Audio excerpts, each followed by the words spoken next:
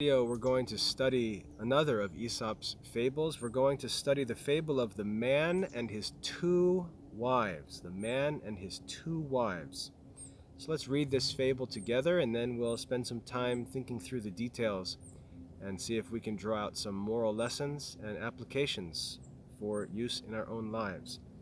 The fable of the man and his two wives. In a country where men could have more than one wife, a certain man, whose head was fast becoming white, had two, one a little older than himself, and one wife much younger. The young wife, being of a gay and lively turn, did not want people to think that she had an old man for a husband, so she used to pull out as many of his white hairs as she could. The old wife, on the other hand, did not wish to seem older than her husband, and so used to pull out the black hairs. This went on until between them both they made the poor man quite bald. This is the fable of the man and his two wives. So we have three characters in this fable: the man, and then we have the young wife and the old wife.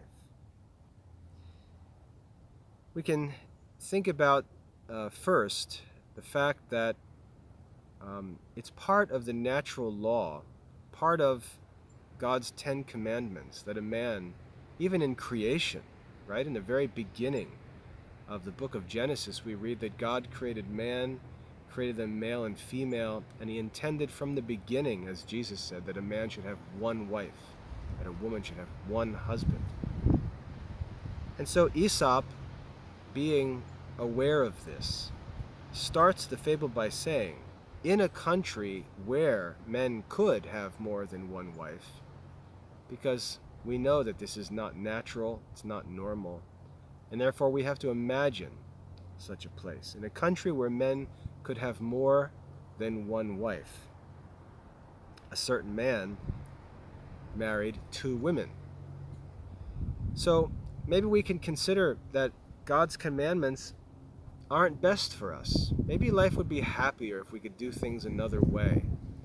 Maybe being a Christian really isn't the way to happiness. And if we could only do this or that, if we were only allowed to do this or that, we often think like that. We often think about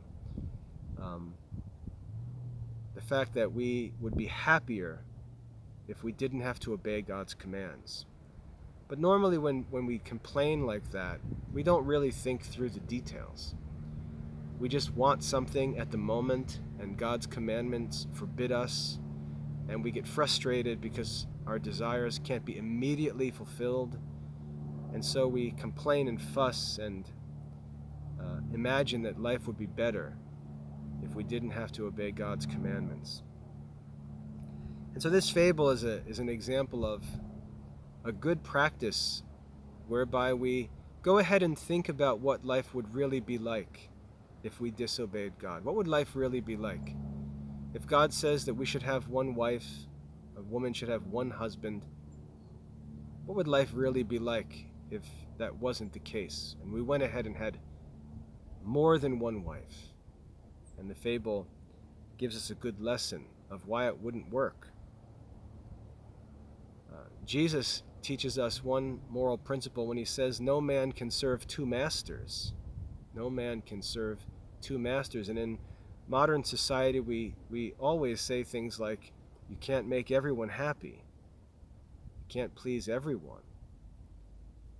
And so if a man took more than one wife, he'd find himself in a difficult situation, because his wives would almost surely have different personalities, different interests, different desires, and any time that they disagreed, they would begin to demand of him opposite things. And so that poor man would be stuck trying to please a wife who wanted to go left and a wife who wanted to go right all the time, and he'd always be torn in both directions. He wouldn't be happier having two wives. He would be unhappy having two wives. And this fable gives us a ridiculous illustration, a comical illustration that shows us how foolish it would be for a man to have two wives. The man, just living his natural life, starts to see his hair turn white. His one wife decides that she doesn't want a husband to have white hair, so she starts plucking them out.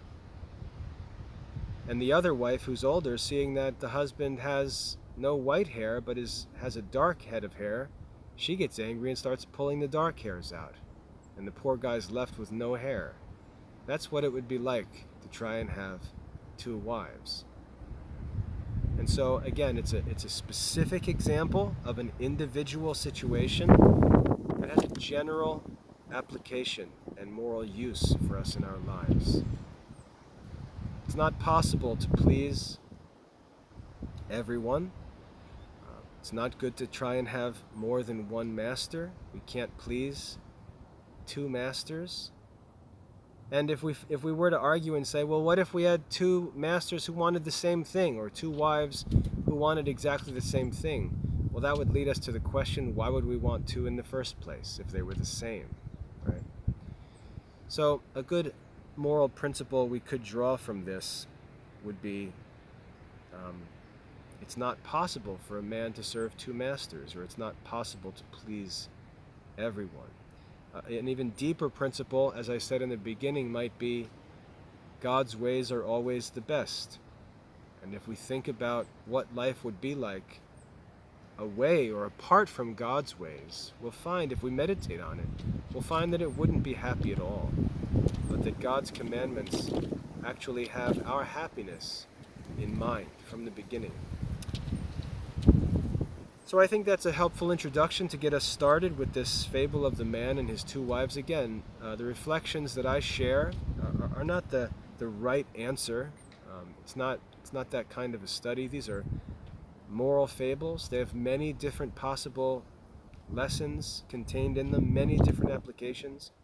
And as different people read them, different people with different experiences, they'll read them from different points of view, and we'll see and learn different moral lessons from these fables. So I encourage you to reflect on them on your own, see what you can draw from them.